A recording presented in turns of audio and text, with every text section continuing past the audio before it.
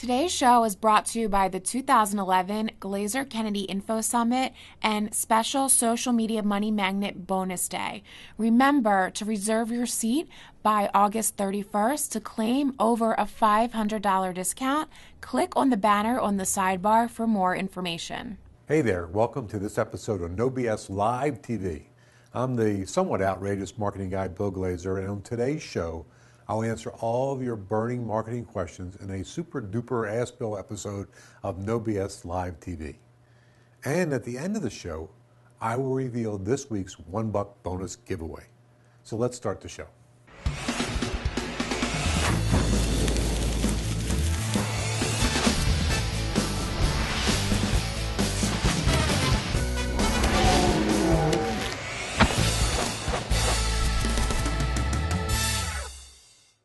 All right, so last time that we aired an entire Ask Bill episode of No BS Live TV, we had an overwhelming response of people requesting we do it again. So here it is for all of our viewers and raving fans, and thanks for being raving fans out there. Now, our first question comes from GKIC member Paul Fletcher from Red Hill, United Kingdom. So welcome across the pond. So Paul writes, when writing long-form sales letters, how different should your sales letters be if they are B2B rather than B2C? Okay, Paul, that's a good question, and here's the answer. And before I give you the answer, let me just tell you that I've written sales letters B2B, B2C for people here, certainly in the United States, but also people in Australia and United Kingdom as well. And I actually do the exact same thing. So there's really no major difference. There's little nuances. So let's talk about where there is no major differences, which is the fact that you're still writing to people. So it doesn't matter if it's B2C or B2B, you're writing to people. That people is what reads it. And you're using the exact same emotional triggers that you need to use in all of your writing. So you need to really get involved with the facts that are involved with the industry. You need to use direct response principles such as deadlines and offers and guarantees and testimonials. All that stuff is exactly the same. Now, where it does get a little difference and where there is nuances is that every industry has a language.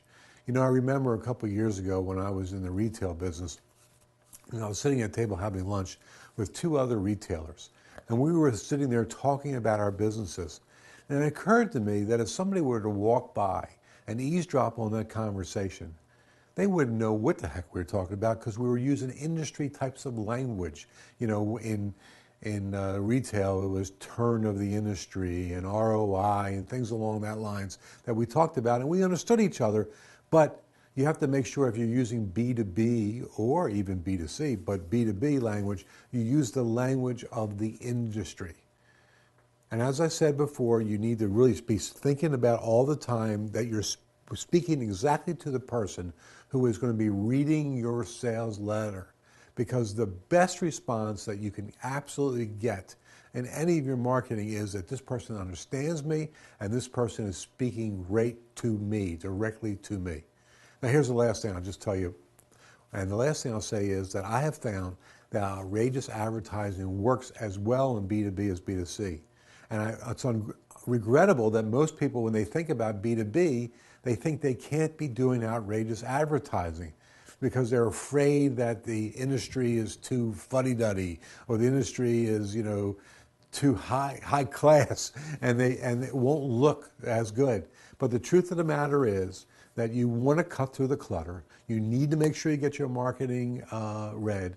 And most B2B stuff, the stuff is even more boring than B2C. And if you use things that are a little bit outside the box, which I call outrageous, you'll get even a better response.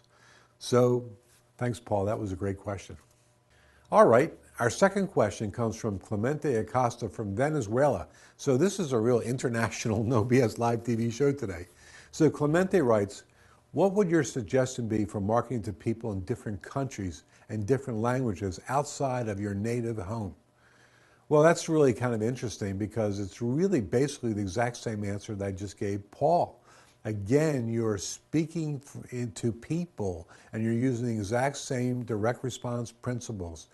I also will tell you that, I've spoken pretty much all over the world, but certainly in some very far away countries.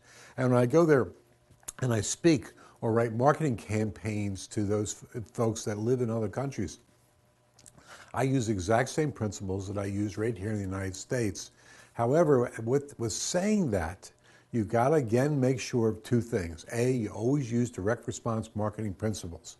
When I've spoken from the stage, when I've written campaigns, I use direct response marketing principles. And number two, and perhaps more importantly, directly to your question, is every country has cultural differences. So there are things that we say here in the United States that we take for granted, but if you were to say them in another country, it wouldn't be applicable. And actually, in some cases, it actually sounds darn right funny. So you got to make sure that you're speaking the language of the country. You're speaking the cultural languages that the country has. And you've got to look at that, especially if you're an outside copywriter, you got to do your research to make sure you know what the language is of the culture. So again, thanks for writing all the way from Venezuela, Clemente, and I love our overseas viewers. Okay, our last question today comes from Diamond member Cindy Miles from Topeka, Kansas. I think Topeka, Kansas is in the United States, so we actually have someone in the United States ask us a question. And Cindy writes, Bill, you do a great job of showing us your favorite outrageous marketing items to S&D, but I gotta know which one is your favorite and why. Well, it's kind of interesting. I don't know that I necessarily think in terms of favorite because I have so many of them that I really love. And last year at the Super Conference, I did another presentation on outrageous advertising, and I showed a whole lot of new ones that were more outrageous than outrageous. And then I also inducted 5 of them in what I call the Outrageous Advertising Hall of Fame, which are like proven and successful, always to work.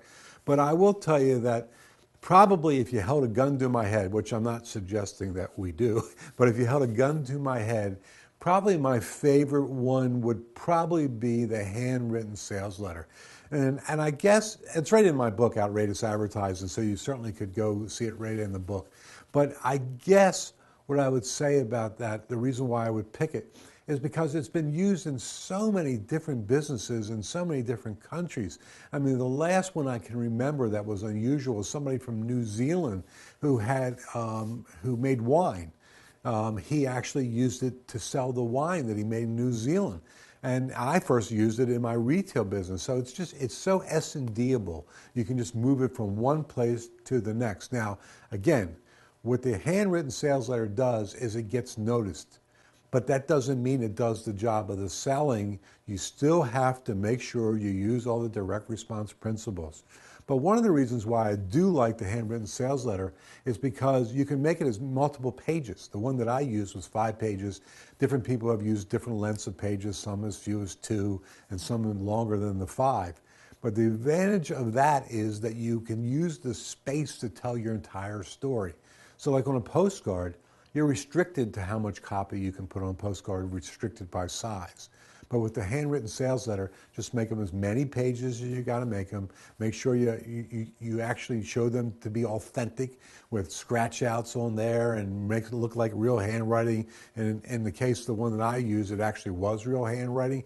So there's a big advantages to do that. So I guess, Cindy, once again, I would say that the handwritten sales letter, if you held a gun to my head, or better yet, maybe to your head, I would have to say the handwritten sales letter. So that wraps up my question answering escapade for the day. Now it's the $1 bonus time. $1 bonus time. All right. Welcome to our $1 bonus giveaway. And for those of you who don't know, here's how this works. You download our $1 bonus for the week between now and Thursday, and you'll automatically be entered to win a GKIC resource from our DanKennedy.com Resource Center. So Jessica, let's see what that resource is for this week.